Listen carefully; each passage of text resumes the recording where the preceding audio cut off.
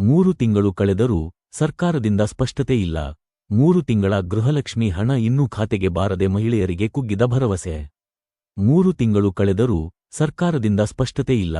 3 ತಿಂಗಳ ಗೃಹಲಕ್ಷ್ಮಿ ಹಣ ಇನ್ನೂ ಖಾತೆಗೆ ಬಾರದೆ ಮಹಿಳೆಯರಿಗೆ ಕುಗ್ಗಿದ ಭರವಸೆ.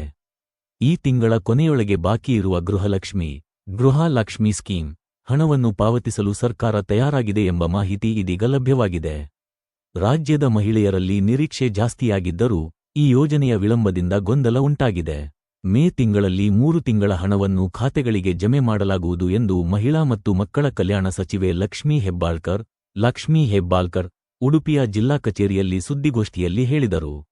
3 ತಿಂಗಳು ಕಳೆದರೂ ಸರ್ಕಾರದಿಂದ ಸ್ಪಷ್ಟತೆ ಇಲ್ಲ. 3 ತಿಂಗಳ ಗೃಹಲಕ್ಷ್ಮಿ ಹಣ ಇನ್ನೂ ಖಾತೆಗೆ ಬಾರದೆ ಮಹಿಳೆಯರಿಗೆ ಕುಗ್ಗಿದ ಭರವಸೆ. 3 ತಿಂಗಳು ಕಳೆದರೂ ಸರ್ಕಾರದಿಂದ ಸ್ಪಷ್ಟತೆ ಇಲ್ಲ. 3 ತಿಂಗಳ ಗೃಹಲಕ್ಷ್ಮಿ ಹಣ ಇನ್ನೂ ಖಾತೆಗೆ ಬಾರದೆ ಮಹಿಳೆಯರಿಗೆ ಕುಗ್ಗಿದ ಭರವಸೆ. ಈ ತಿಂಗಳ ಕೊನೆಯೊಳಗೆ ಬಾಕಿಯಿರುವ ಗೃಹಲಕ್ಷ್ಮಿ ಸ್ಕೀಮ್ ಹಣವನ್ನು ಪಾವತಿಸಲು ಸರ್ಕಾರ ತಯಾರಾಗಿದೆ ಎಂಬ ಮಾಹಿತಿ ಇದೀಗ ಲಭ್ಯವಾಗಿದೆ. ರಾಜ್ಯದ ಮಹಿಳೆಯರಲ್ಲಿ ನಿರೀಕ್ಷೆ ಜಾಸ್ತಿಯಾಗಿದ್ದರೂ ಈ ಯೋಜನೆಯ ವಿಳಂಬದಿಂದ ಗೊಂದಲ ಉಂಟಾಗಿದೆ.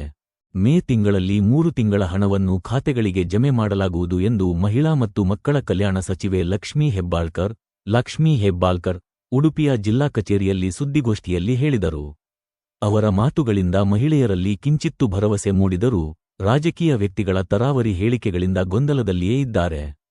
ಇದಾದ ಬಳಿಕ ಉಪಮುಖ್ಯಮಂತ್ರಿ ಡಿಕೆ ಶಿವಕುಮಾರ್ ಹೇಳಿಕೆ ಸರಕಾರದ ನಿಲುವಿಗೆ ವಿರುದ್ಧವಾಗಿರುವಂತೆ ತೋರುತ್ತದೆ. ನಾವು ಪ್ರತಿ ತಿಂಗಳು ಹಣ ಕೊಡುತ್ತೇವೆ ಎಂದು ಮಾತು ನೀಡಿಲ್ಲ. ನೀವು ತೆರಿಗೆ ಟ್ಯಾಕ್ಸ್ ಕಟ್ಟಬೇಕು, ಹಣ ಸರ್ಕಾರಕ್ಕೆ ಬರಬೇಕು, ಆಗ ನಾವು ಕೊಡಬಹುದು ಎಂಬ ವಾಕ್ಯವು ಇನ್ನಷ್ಟು ಗೊಂದಲ ಉಂಟುಮಾಡಿದೆ. ಇಂತಹ ಸಂದರ್ಭದಲ್ಲಿ ಇಂಧನ ಸಚಿವ ಕೆಜೆ ಜಾರ್ಜ್ ಅವರ ವಾಕ್ಯ ಮತ್ತಷ್ಟು ಬಿಸಿಯೆಬ್ಬಿಸಿದೆ. ಇದು ಸಂಬಳ ಅಲ್ಲ, ಪ್ರತಿ ತಿಂಗಳು ತಪ್ಪದೆ ಕೊಡೋಕೆ ಎಂಬ ಉತ್ತರ ಜನಸಾಮಾನ್ಯರಲ್ಲಿ ಆಕ್ರೋಶ ಉಂಟುಮಾಡಿದೆ. ಇನ್ನು ಸರ್ಕಾರದ ಆರ್ಥಿಕ ಸ್ಥಿತಿ ಬಗ್ಗೆ ತಮ್ಮದೇ ಪಕ್ಷದ ಕೆಲ ಶಾಸಕರು ಅನುಮಾನ ವ್ಯಕ್ತಪಡಿಸಿದ್ದಾರೆ. ಈ ಬಗ್ಗೆ ವಿಪಕ್ಷದ ನಾಯಕ ಅಶೋಕ್ ತೀವ್ರವಾಗಿ ಪ್ರತಿಕ್ರಿಯಿಸಿ, ಈ ಸರ್ಕಾರ ಮಹಿಳೆಯರ ಭರವಸೆಗೆ ದ್ರೋಹ ಮಾಡಿದೆ, ಮಹಿಳೆಯರ ಶಾಪ ತಪ್ಪುವುದಿಲ್ಲ ಎಂದು ಗಂಭೀರ ಟೀಕೆ ಮಾಡಿದ್ದಾರೆ. ಹೇಳಿಕೆಗಳಿಂದ ಗೃಹಲಕ್ಷ್ಮಿ ಯೋಜನೆ, ಗೃಹಲಕ್ಷ್ಮಿ ಸ್ಕೀಮ್ ಡೆಲೆ ಸುತ್ತ ರಾಜಕೀಯ ವಾಗ್ಯುದ್ಧ ಮತ್ತಷ್ಟು ತೀವ್ರಗೊಂಡಿದೆ.